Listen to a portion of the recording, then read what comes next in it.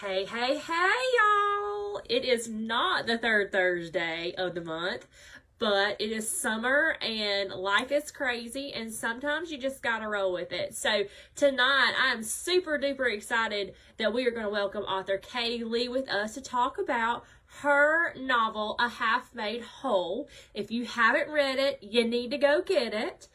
She just joined me on Instagram a few minutes ago as a welcome, and it was so much fun and just super quick and fun on there. So hopefully there might even be a few new people wanting to join and get in here to see what this is all about. So I am going to give everything just a second to get rolling. I see that Kaylee is here, and I'm going to add her on here in just a second. Of course, y'all know that my favorite room to do my live is in Carly's bedroom. I'm also going to go ahead and tell y'all that Suge is hiding underneath her bed, and I pray that she behaves, because I just don't know. But anyway, so let's go ahead and get started. So I'm going to hit the button, and I'm going to Kaylee on here. So it should just take just a second. There we go. See, we did it twice. I'm impressed. Here in the bedroom, and I've got camp here in my bathroom because I don't really have another room to go to in my house. I mean, I'm hoping we're redoing a bedroom, so I'm kind of hoping that that's where things kind of go, but I'm not positive that's going to work out either. But it's kind of funny. Carly has her own little setup with like a little stand for her phone and everything. I'm like, why would I go somewhere else? So Nice. Yes. All right. So welcome to our live Q&A. Thank you for letting us host your book this month. Thank you for having me. And for starters, if you don't know, this is K Leah. She is the author of A Half Made Whole. And go ahead and just give us a little bit of info about you as a writer. So I grew up really hating to read. I did not like to read at all. You know, whenever I had to read for assignments in school, I was always just like, oh, I just never liked reading. And I think it was because I never found something that I enjoyed reading. So probably, I would say in my early 30s, a friend of mine convinced me to read the Twilight books. I was not at all interested in reading these ginormous thick books. So I'm like, I don't even like to read. You know, why would I read these huge books? Well, I read those books in 2 weeks, all of them. And from then on, I just kind of found a love for reading. And from there, I started getting these ideas of stories. And I'm like, what would it be like to write a story? Never in a million years. Like, English is not really my thing. Like, I used to write like little blog posts. I had a blog for many years. I just talked about mom things, but you know, I never really considered writing as an actual hobby or something that I would really do. And so I kept reading and I kept having ideas, and there's just one story that just really it really kind of grabbed me. So I started writing it, and took me about 2 years. Didn't tell a soul, didn't tell anybody in the world that I wrote a book. I just kept it to myself. I wrote in the wee hours of the morning while my children were asleep in their beds. And then one day a friend of mine said, we were talking about books at work, and she said, you should totally write a book. And I was like, well, I kind of did. And she begged me to let her read it. And but I was just certain, like, it was just trash, you know, like, this is my first book. It's not even like, did I really write a book? And she was just adamant that it was great, that I needed to publish it. And that's kind of where my story started. And never really anticipated writing at all. Like, a lot of people say, oh, I've always had a dream of doing this. Never had a dream of doing this. Never even liked to read until I was in my 30s. But I found a love for something that I really enjoy. After I wrote the first story, then I had another idea, then I had another idea, then I had another idea, and I just found a passion for something that I really just truly. Yeah, I'll have to say I can so relate to that, because I mean, so much, like, except it wasn't like a friend telling me that, like, it was like all the dance, like, we were sitting at dance one night, and they were like, well, why don't you write a book? And I was like, me? I didn't like to read until, you know, Carly was born. That was it. So I totally understand that. Totally. And how Twilight kind of got me a little bit. Like, I can remember a kid begged me to watch the movie during exams, you know, when that was still an okay thing to do. And I went and bought the books during, like, planning or as soon as school got out. And then there was no turning back after that. So I totally get it. It's funny how like characters just start coming out the woodwork talking to you in storylines. Yeah. All right. So what inspired A Half Made Whole?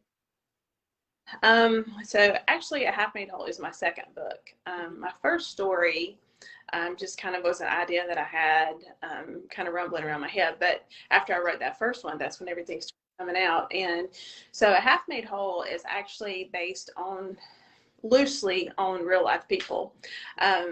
I had a friend that lived here in town. It was an acquaintance, somebody we went to church with, and there was a girl who lost her husband at a very young age. They had a small child together, and I just remember thinking when I heard that her husband just passed away unexpectedly, I was like, gosh, that's just so sad. And she just kind of stuck with me. And then around that same time, I love to watch Dancing with the Stars. That's one of my favorite shows. And around that same time, there was one of the Dancing with the Stars was Noah Galloway, who is a veteran amputee. And I kept thinking, like, these people who are not your traditional, like your love stories, they're perfect in the cookie cutter world. I thought there are people out there who, are not your typical character that you read about, and I thought these people need to be loved too. So I kind of ideas started stirring. I thought, gosh, that would be kind of cool to have these two broken people who are loosely based off of people that are real life circumstances. Like, I really don't know Noah Galloway. He was a star on TV, but the other girl I did know. And I thought it would be that'd be kind of a cool story to kind of take, develop something. And then the title, A Half Made Whole, kind of hit me. And it just was like, a lot of times titles are very hard for me to come up with books. And that one just stuck out right away. And I'm like, I've got to write this story. So it just kind of started evolving and it took shape. And I'm like, wow, this really, it's a touching story. Mm-hmm. And I kind of felt like it's not your traditional college age people, but people who are coming from broken past, and together they found each other and, created a whole with themselves. So that's kind of where the story idea came from, that one. All right. How do you choose your characters' names and the places? Oh, well, for the places, I write what I know. And I'm from North Carolina, born and raised. But the funny thing is, like, my first book was off of story or in North Carolina cities, and then the second one I was like, well, I don't want to write another one in the same place. So my brother and sister-in-law lived in Georgia. They lived in Peachtree Corners, Georgia, and we visited them several times when they were down there. And I was like, okay, well, let's pick this city. So that was just kind of a random choice. But as far as names, I am a huge sucker for unique names. Like, all of my kids, one of them became super duper popular after, but my kids' names, I always like very unique names. So I'm one of these guys, when I was a little kid growing up, I have all these baby name books and writing down all these names that you want your kids to be whenever you get married and have a family. But the name Brexon from the character in Half Made Whole, I actually made that name up. Don't really know where it came from. I'm sure it's probably in a baby book on online somewhere, but that name came to me one day, and I'm like, that's what I want the character to be. And the name Leighton in that book was actually, I loved the show Gossip Girl. Mm-hmm. Leighton, I can't Esther, I think maybe her name. I just remember seeing that name and I thought, oh gosh, that's a really cool name. It's unique. I love me some unique names.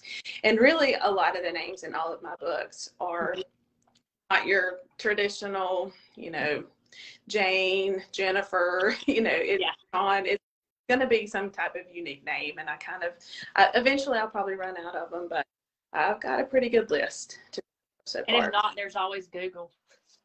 Yeah. Google is your friend when you're writing. Yes, it is. So, let's see. A person wanted to know, how did we meet? Gosh, we talked online a lot before we actually ever even met in person. And I remember, this is so funny because, like, when I first started reading, and somebody said, oh, Casey Peeler writes books. He lives here in Shelby. And I'm like, oh, really? And then, of course, my husband knows you and your family.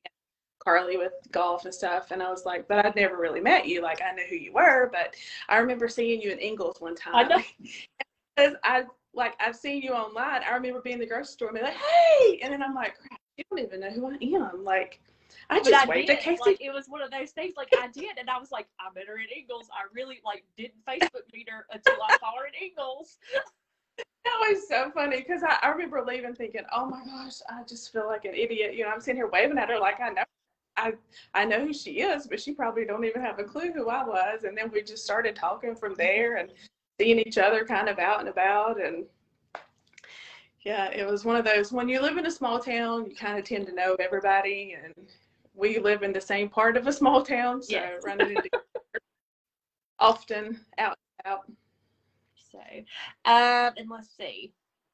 Is there anything about this story that you would have done differently? Well, actually, I did do something differently with this story, and my editor had to talk me into changing it. So, in this book, Brexton is a twin. He has a twin sister, which she has a book as well. And Leighton is, she has a best friend. So her husband who passed away, there was another boy that was in the story. And originally in the first draft that I wrote, Chase was not a good guy. He come back to woo Leighton, and he was really a jerk. He was a big jerk. And I was like, you know, I got to make it believable because, you know, Brexton's going to have to be, he's going to be hurt, you know, that this guy's come back. He don't really know who he is, but he knows he's not really worthy of Leighton, or that's how he feels.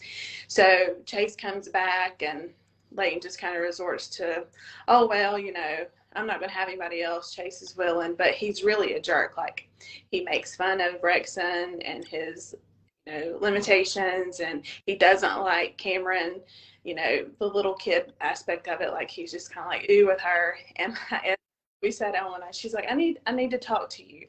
And I was like, okay. And she's like, we're going to have to change Chase's character. And I'm like, why? Like, he's really a jerk, and nobody's going to like him. And I'm like, but it's so good. You know, it's kind of this like, you just want to, you're pulling for the other guy. And, but we sat down, she's like, I really feel like if you change this, you're going to set yourself up for possibly another book. And I think people will like it better because it's such a sweet story. And then you come to this part where nobody really likes him. So it took me a little while to kind of grasp that. And so I did. I changed that. I mean, I remember deleting like chapters, and I was like, oh, you know, when you're a writer, heart and soul into something. And when I saw her highlights, it was like pages and pages of yellow to delete. I was just like, oh, I can't do this. But ultimately, I'm so glad that I did, because Chase ended up being a good guy, and he's got his own book now. And he's a really likable character. All right, let's see. We know that there are more in the series. For everybody that doesn't know, can they be read by themselves, or do you have to read them in sequence, or does it matter?